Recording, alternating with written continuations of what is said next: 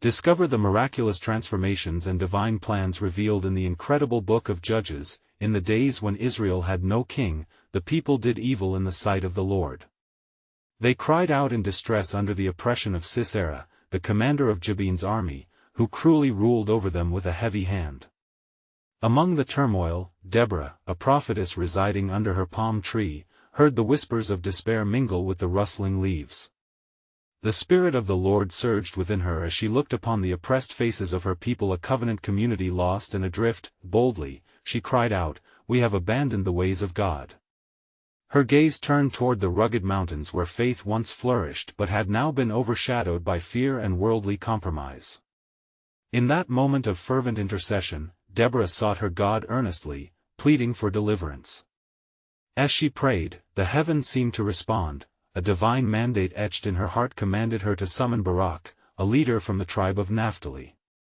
"Go, gather your men and prepare for battle. The Lord has promised that you will have victory over Sisera," Deborah proclaimed upon finding Barak, the anointed leader appointed for this moment. Yet, as her words reverberated with divine authority, Barak's brow furrowed with doubt. "If you will not go with me, I will not go," he replied, his voice laced with trepidation. Understanding the gravity of Barak's hesitance, Deborah's heart resonated with compassion. "The glory of this victory will not be yours, but into the hands of a woman," she warned, her voice steady, knowing that God often operates through unexpected vessels. With renewed resolve, Barak accepted her alongside him, and together they marched to assemble warriors from the tribes of Naphtali and Zebulun. As dawn broke on the day of battle, anticipation hung in the air. Standing at the base of Mount Tabor, Deborah, Barak, and their gathered men peered toward the horizon, where the Canaanite chariots loomed like a dark cloud. "For the Lord has gone out before you," she declared, her voice ringing with the confidence of divine assurance. Suddenly, the sky shifted at her proclamation. God's hand moved mightily, throwing Sisera's forces into chaos and confusion. The Israelites were transformed as fear gave way to hope. They recognized that the battle was not their own but belonged to the Lord. As they pressed forward, the melodies of triumph began to swell within Deborah's heart, eager to be released in a song of victory. Yet, as Sisera's mighty chariots faltered against the power of God, questions lingered. What glory would this victory unveil? What future awaited them? Before we continue with this incredible biblical account, I want to make sure you don't miss any of these powerful scripture stories. Click the bell icon and select All Notifications. These biblical narratives have transformed countless lives throughout history. If God's word through this story is blessing you, please like and share with someone who needs to hear about God's faithfulness today. Tell me in the comments, which biblical story has most impacted your faith journey? I'm always amazed how God's word speaks to hearts across generations. Now let's continue with what the Lord did next. As the dust settled and cries of the vanquished echoed through the valley, Deborah and Barak prepared to sing their song of celebration and deliverance. But questions swirled like the remnants of chaos. How would they carry the weight of this victory into tomorrow? Would they hold fast to their covenant with Yahweh in the face of their wandering hearts? The divine plan was unfolding, leaving them on the precipice of a promise yet to be realized, a mystery steeped in the faithfulness of their God. Then Deborah and Barak sang, lifting their voices in harmony, proclaiming the wondrous works of the Lord. "Oh, sing to the Lord, for he has triumphed gloriously, the horse and his rider he has thrown into the sea." The air was thick with the fragrance of victory, yet deep within their hearts, a stirring of recognition accompanied their joy, a solemn understanding that this deliverance bore a weighty responsibility. As the people of Israel gathered around their leaders, wild cheers erupted from the lips of the warriors who had fought valiantly. Yet amidst the celebration, Deborah's spirit was drawn to the horizon. Who among us shall remain faithful to the Lord and his commands? She pondered silently. If victory brought rejoicing, it also posed the challenge of perseverance in covenant faithfulness. The Israelites, emboldened by the miraculous intervention, vowed to extend their hands to one another in fellowship. They began to recount the tales of their forefathers, reminding one another of God's promises, and how he had delivered them from the hands of their enemies time and time again. Each voice rose as a testament to the enduring faithfulness of the God of Israel. Yet, Sisera, the captain of Jabin's army, had fled the battlefield, his heart racing with fear. As he sought refuge from the ensuing chaos, he found himself at the tent of Jael, the wife of Heber the Kenite, who had been at peace with the house of Jabin. With nervous tension in his voice, Sisera asked her for a drink of water, his lips parched and trembling. "Come, my lord, lie down here," Jael said with deceptive gentleness, ushering him further into her tent. With soft hands, she covered him with a rug, and he, lulled by exhaustion, sought to rest in the false security of concealment. "Stand at the entrance of the tent," he commanded, his voice booming in self-assurance, "and if anyone asks you, say that there is no man here." But as the throbbing heart of the battle pulsed outside, Jael felt a stirring within her, a divine impulse. In that moment, clarity flooded her spirit, and she took a tent peg in her hand and a hammer, moving silently toward the slumbering warrior.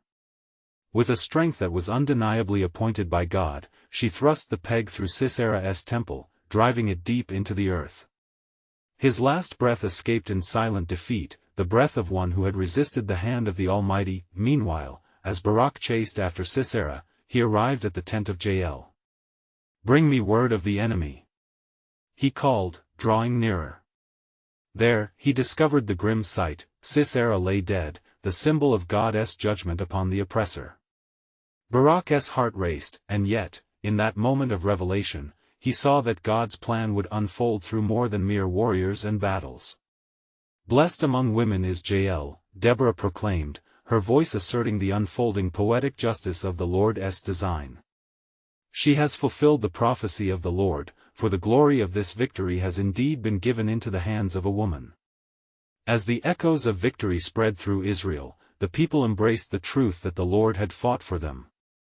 And yet, lingering within their souls remained an urgent call, to walk faithfully before their God, lest they forget the lessons of dependence. But unanswered questions loomed like shadows amidst their joyous hearts. What other trials awaited them? How would they sustain this new life of covenant fidelity in the face of impending challenges? The taunting reminder of humanity's frailty loomed, shrouded in uncertainty.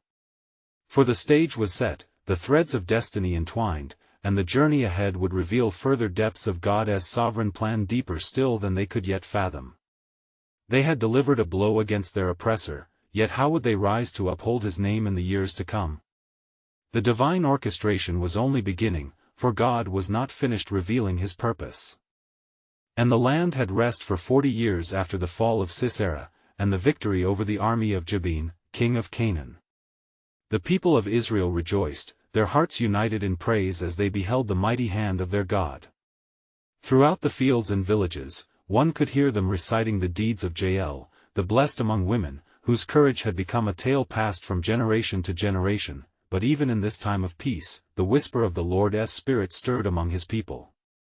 Deborah, filled with faith and insight, discerned a calling to turn the hearts of the people back to the commandments of their God. For she knew that the cycles of obedience and disobedience had thrived within Israel, like seasons that ebbed and flowed. "I will arise," she declared, "and summon my brothers and sisters to remember the statutes of the Lord our God." In her wisdom, she invited the tribes to gather at the oak of Tabor, saying, "Come. Let us acknowledge the Lord's deliverance, let us weave our hearts together, committing freshly to abide by his laws." And so it was, that as the sun bathed the land in golden light, the people assembled with hearts eager for renewal. Among them stood Barak, now seasoned by victory yet burdened with the weight of leadership. But in his heart lingered the fear of complacency. As he gazed upon Deborah, her eyes alight with purpose, he acknowledged, "O prophetess, we have walked free of the yoke of Jabin. Yet how shall we guard our hearts against falling once more into the snare of our own flesh?" To which Deborah replied, "Let us be vigilant, my brother. For the Lord has called us to be a light to the nations. Our victory is not an end, but a means to proclaim his greatness." And thus, the flames of devotion burned brighter in Israel, igniting a renewed commitment to covenant faithfulness. However, unknown to them, a shadow loomed beyond their borders. For the Midianites, stirred by envy and bitterness, conspired in secret to attack Israel. The land would soon be cloaked in the fear of an unseen enemy, and the people, now bound by their newfound unity, would test the depth of their resolve.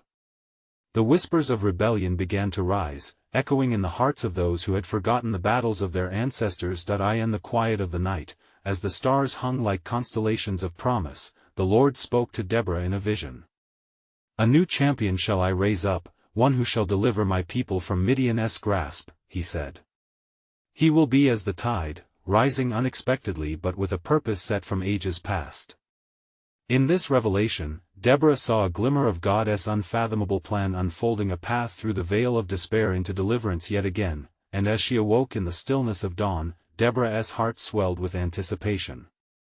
With every fiber of her being, she sensed that the rhythm of redemption was at hand.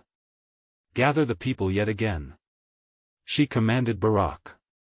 "For the hour approaches when the Lord shall display his might through a chosen vessel. Take heart, for the battle is the Lord's, and victory shall rise upon the horizon once more." But what they did not understand was that deliverance would not come without testing.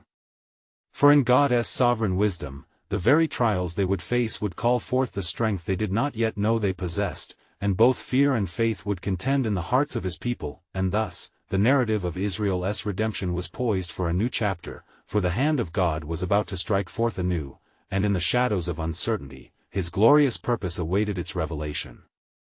And it came to pass that the tribes of Israel gathered as commanded, their hearts unified in the solemn embrace of covenant renewal.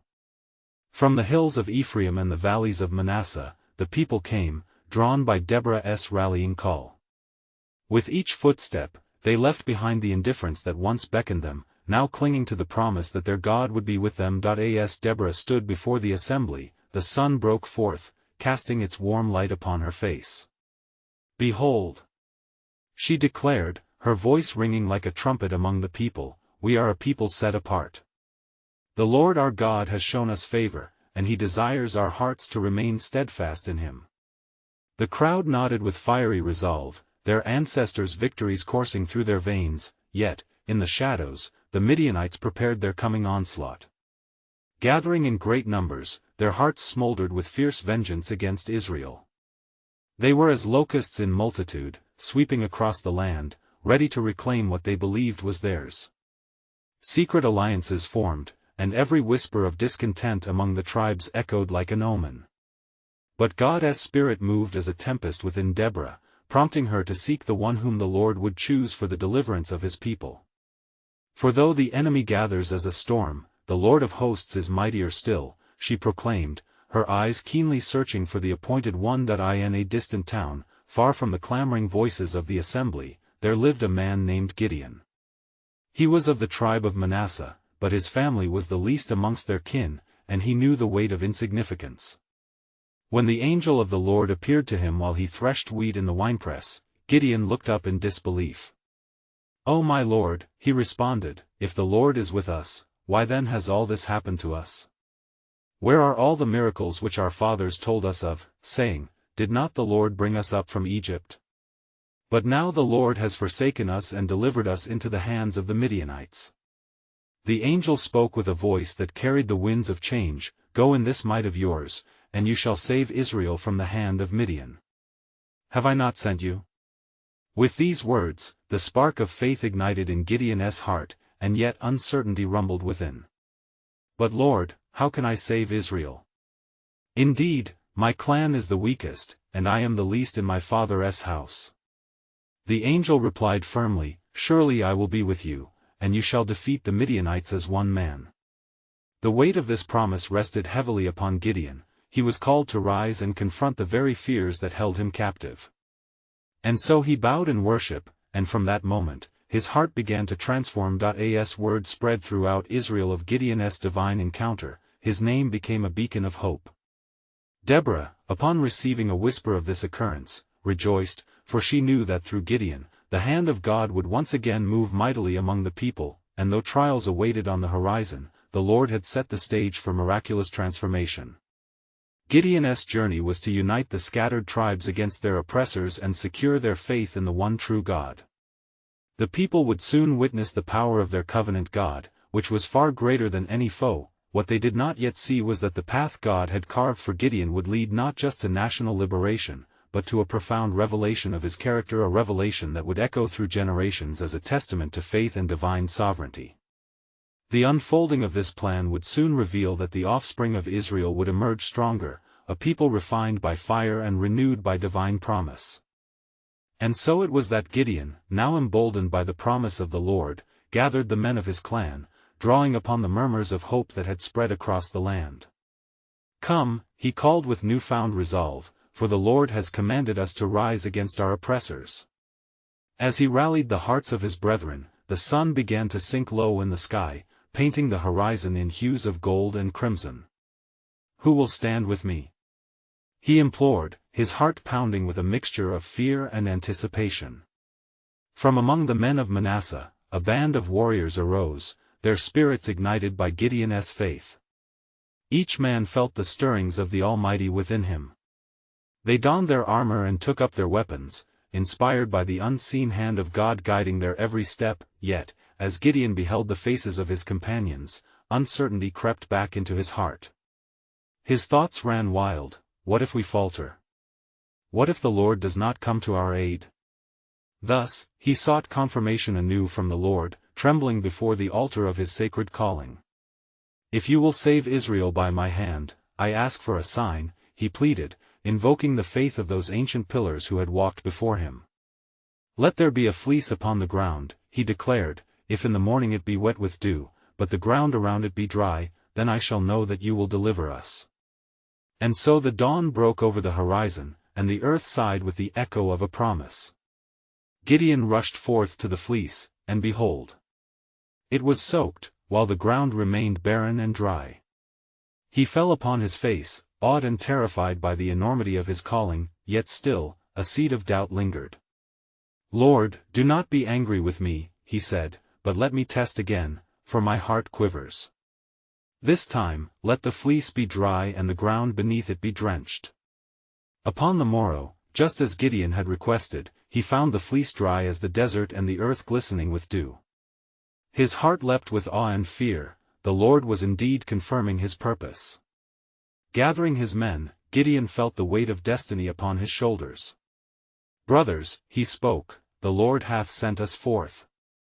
He shall grant us victory." As they ventured forth, Deborah, filled with the Spirit of the Lord, rejoiced at this momentous gathering. But unknown to Gideon and the armies of Israel, the Midianites, blinded by their own wickedness, were preparing their forces for an overwhelming attack. They camped on the plain, their numbers as vast as the sands upon the seashore.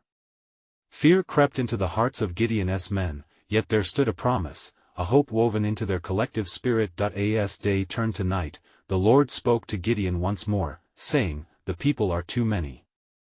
Your victory must not be by their strength but by my divine intervention."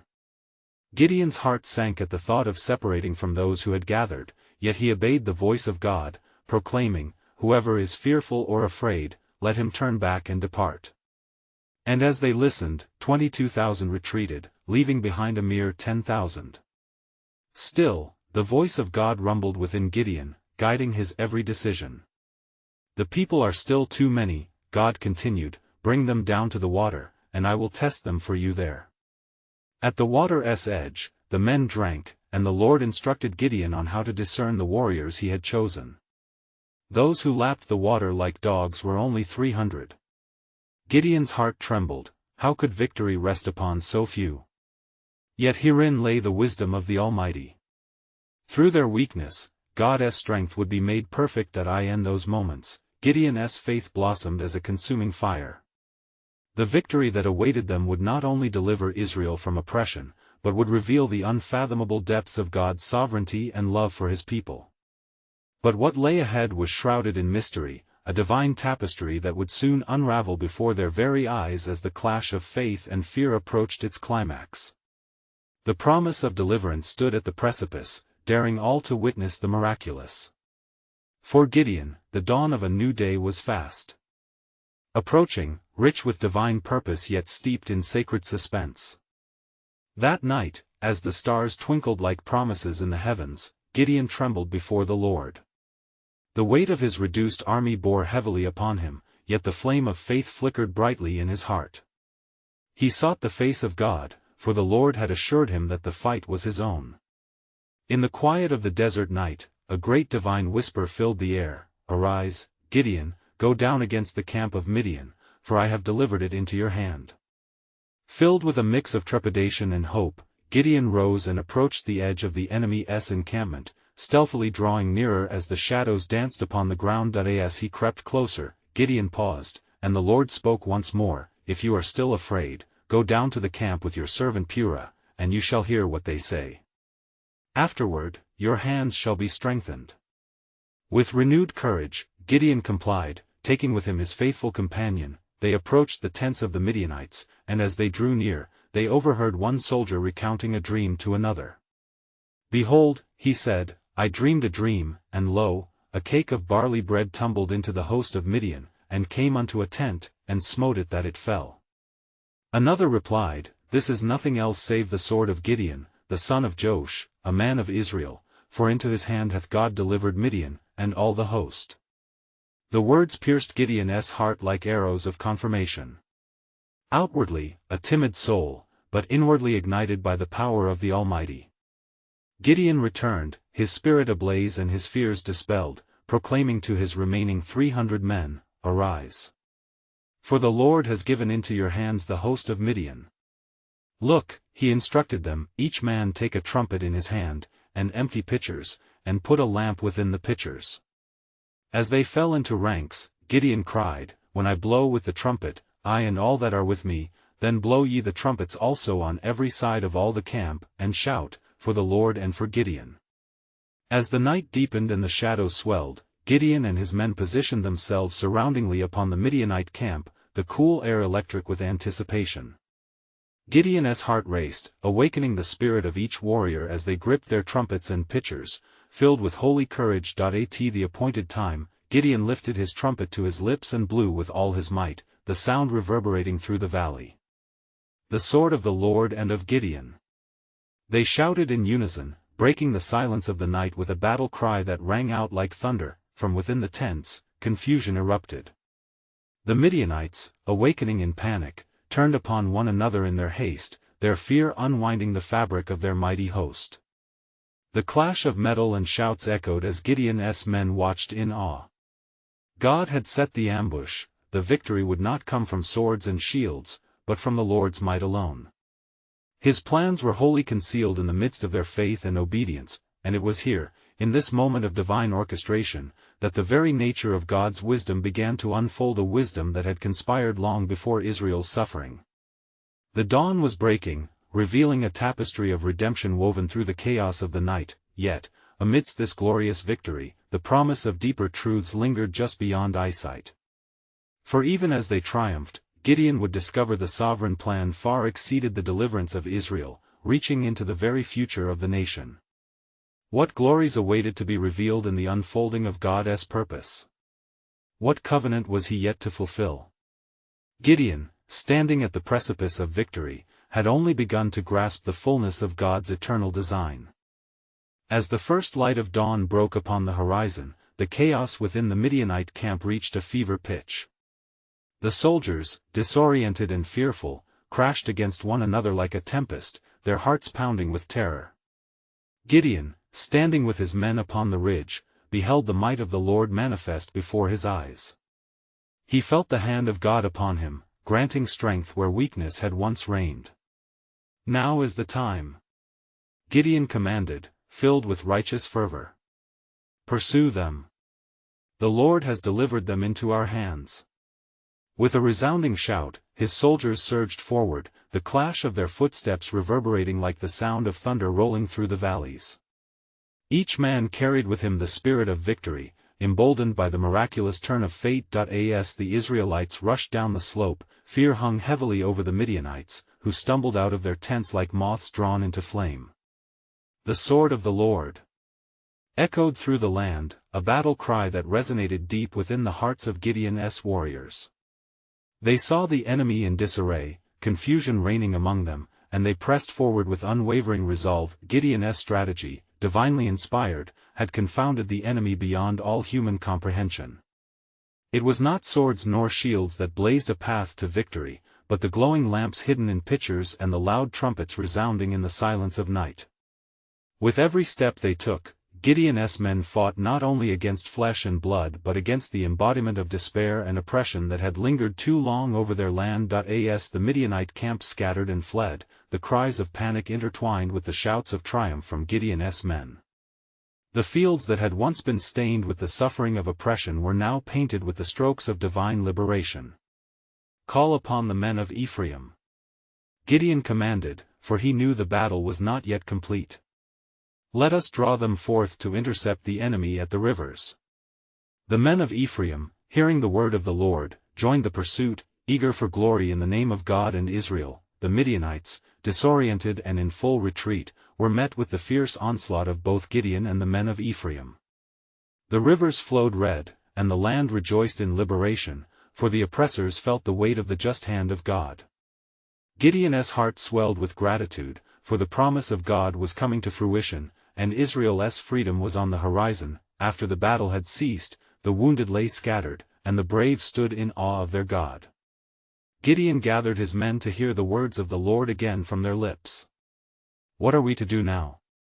they asked, their hearts aflame with victory yet seeking divine direction. But in the midst of their celebration, Gideon turned his gaze toward the future, his heart stirring with a weighty revelation. As he looked upon the remnants of the battle and the faces of his valiant men, he realized the fight had not merely been for freedom, it was a pivotal moment in God's overarching plan for his people. "Come, let us turn our hearts back to the Lord, for he is our true refuge," Gideon declared, sensing the divine thread weaving through their history. Little did they know that this victory was not just for their generation but would ripple through the ages like waves upon the sea, affecting their children and their children's children. "Prepare yourselves," Gideon spoke prophetically, "for God has not only delivered us today but has a greater promise yet to unfold.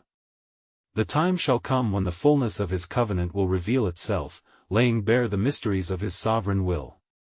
And with that, the people, emboldened by faith and the power of divine assurance, began their march back to their homes. The true magnitude of their battle was just beginning to emerge, for their victory had triggered the awakening of promises long spoken in the hearts of prophets, and surely, the Lord would speak again. What would the next chapter reveal in the grand narrative of heaven's plans? Only time would unveil the depths of his everlasting covenant. Then Gideon and his men returned to their camp, the air thick with the scent of victory and the remnants of war. As they gathered, exhaustion began to give way to a profound sense of purpose. They stood united, each man hushed, as a reverent awe settled upon them, realizing that their triumph was the testimony of God's deliverance. "Brothers," Gideon called out, raising his voice so that all could hear. "Today, the Lord has shown us his might, and we stand on sacred ground. Let us not forget the hand that guided us, for it was not by our strength that we have overcome, but through the faithfulness of our God." As they listened, hearts stirred with the truths Gideon spoke. It echoed, like the voice of olden prophets, as they recalled the stories of their ancestors: the Exodus, the plagues, the parting of the Red Sea. Among them stood a young warrior named Jephthah, whose heart burned with a zeal for the Lord. He stepped forward, eyes bright with fervor. "Let us offer burnt offerings in gratitude, for God has given us this day and redeemed our brothers who have suffered under Midian. Let our praise rise as incense before him." Gideon nodded, inspired by the spirit that stirred within Jephthah. "Indeed. Gather wood for the altar. Let it be a place where we honor our God and reconvene our covenant with him." As the sun dipped low, they built an altar unto the Lord in the valley, constructing it with stones gathered from the riverside, a memorial not just to their victory but a testament to God's enduring faithfulness. With the evening offering set ablaze, the smoke rose up like prayers carried on the wings of angels. And as they prepared their hearts, the Spirit of the Lord fell upon Gideon anew. He sought understanding, pondering how God's purposes might unfold in days to come. Then the Lord spoke, whispering with a still, small voice, reverberating with eternal promise, "Gideon, today, you have seen the victory of Israel. Yet know this: a greater purpose awaits. This deliverance is but the beginning of a journey into glory, as my plans stretch beyond this time, encompassing generations yet unseen." The warriors fell to their knees, trembling under the weight of divine revelation as Gideon relayed the Lord's message. "Fear not, for there shall be strife still to come, and challenges that will seek to sow doubt among us. Yet even in trials, I will be your shield, I will raise shepherds from among you who will guide my people," he proclaimed. Whispers of confusion flitted among the men. "What challenges, my chief? Will there be more suffering, more oppression?" But Gideon, recalling the words of the angel of the Lord, held fast in faith. "The Lord has plans for us, plans not for harm but for hope and a future. Prepare your hearts and strengthen your resolve, for God will send signs as a testament of his everlasting promises." As night cloaked the land, the camp buzzed with tribulation and new resolve. The glow of the campfires flickered in the eyes of warriors, each one sensing a transformation beginning deep within their spirits. Little did they know that woven into the fabric of these decisions was the story of a rising new leader, one whose lineage would bear the scars and glory of the deliverer to come. Would their faith sustain through trials yet unknown? And so, the night wore on, charged with anticipation of what lay before them. As Gideon looked out over the land, a question loomed, heavy yet hopeful. Would they heed the Lord's call in the face of impending trials, traversing the path the Almighty had designed, where a rich tapestry of grace and salvation would emerge? The tale of God's mighty works was far from over. The next chapter of divine revelation awaited, shrouded in mystery, calling forth courage and obedience from the hearts of his people. As dawn broke over the horizon, the light of the rising sun illuminated the valley where Gideon and his men had gathered. The fire from the previous night still smoldered, its smoke curling upwards as if still carrying their prayers to the throne of grace. The scent of burnt offerings lingered, a reminder of their devotion and covenant renewed. Gideon called upon his men once more, his voice clear as the morning air. "Arise, champions of Israel. Today marks not only a remembrance of victory but a call to courage. The Lord our God commands us to act.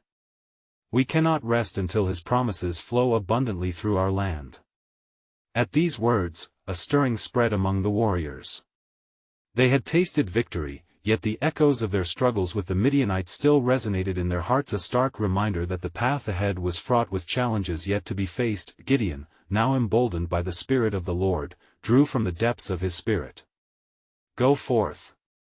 Gather your swords and shields, for there are still those who defy the covenant of our God. He has called us to drive out the enemies who mock his name and scatter his people. The time for action is now." They rallied under his command, fervor igniting their souls.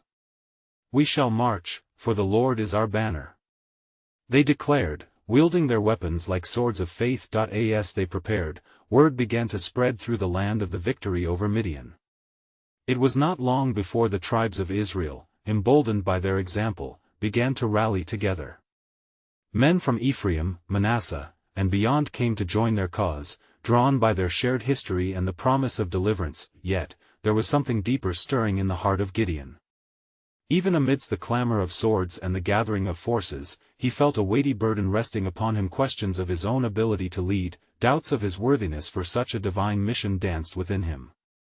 Turning to the Lord in humility, he sought a sign, a confirmation that God was indeed with him still. "O Lord, if you will save Israel by my hand, as you have said," he prayed, "make the fleece that I place upon the threshing floor wet with dew while the ground remains dry." The Lord, in his kindness, honored Gideon's earnest plea. When the morning light unveiled the fleece, it was soaking with dew, as Gideon had requested. Yet still, a greater test lingered in his heart. "Do not be angry with me, O Lord," he pleaded again. "But let me ask for just one more sign. This time, let the fleece remain dry, while the ground around it is wet with dew." And once more, God fulfilled his request with mercy, revealing his unwavering faithfulness in guiding his chosen servant. With his heart lifted in worship, Gideon's resolve deepened. "The Lord is indeed with us," he proclaimed, a fierce joy kindling within him, knowing that their battles were fought not in the strength of man but by the omnipotent hand of God. But unbeknownst to Gideon, a shadow loomed on the horizon, for the Lord had a plan far greater than they could comprehend. It was not merely the Midianites defending against Israel that lay before them, but a greater narrative being woven, a narrative that would not only define the future of Israel but echo through the ages to reveal the coming of a deliverer who would save all of mankind. Prepare yourselves. Gideon called fiercely as the day's journey began. For the Lord your God goes before us. And with those stirring words, the loyal warriors of Israel marched toward their destiny, unaware of the divine orchestration leading them into a profound chapter yet to be revealed. In the days that followed their resounding victory, Israel flourished under the divine hand of God. The people celebrated as a renewed community, filled with the echoes of praises that resounded through the valleys and over the hills, each promise fulfilled engraven in their hearts. Gideon stood at the forefront, not merely a warrior, but a vessel of God's mighty design, a leader chosen to guide them into deeper restoration. As the banners of Israel fluttered in the refreshing winds of shalom, the landscapes whispered tales of hope and covenant fidelity. Yet, amidst the jubilant victories, Gideon felt the tremors of a significant challenge ahead, for the cycles of the heart had not yet been shattered. It was imperative that this newfound faithfulness laid its roots deep, lest the people fall into the grasp of complacency again. One bright morning, as the dew glistened upon the fields, Gideon gathered the major tribes at the Oak of Tabor, a symbol of their unity under the one true God. With the radiant sun shining upon him, he recounted their journey. We have seen the hand of the Lord shake the heavens and deliver us from oppression. He has indeed fulfilled his promise. Yet our hearts must remain vigilant. Let us not forget from whence we have come. The people, moved by his fervor, responded as one, we will follow the Lord our God and obey his commands. Their united voices echoed through the valley, a beautiful chorus of commitment. They pledged to teach their children and their children's children the stories of God's deliverance, ensuring that the legacy of faith endured beyond their generation. Yet, unknown to them, the winds of darkness rustled beyond their borders. The Midianites, humiliated but not defeated, conspired anew, fanning the flames of resentment. However, the Lord was swift to act. Fear not, my people, he declared through Gideon, for a covenant of protection was cemented as he fortified the hearts with his spirit. I shall raise new leaders and send forth arrows from among you to push back against the encroaching shadows. Then came the moment of revelation. As Gideon sought the Lord in his quiet hour, a profound vision unfolded before him. A multitude of nations would gather against Israel, but a greater deliverer would arise, a promise fulfilled not only for Israel but for all generations to come. This deliverer would be born into the tribe of Judah, the Omega and Alpha, sealing the covenant with a new blood, unspeakable grace pouring forth. Gideon's heart swelled with both awe and urgency, understanding the weight of this promise that would ricochet through eternity. He knew the people must be prepared, not just for earthly battles but for a spiritual awakening, a readiness to be vessels of his divine truth.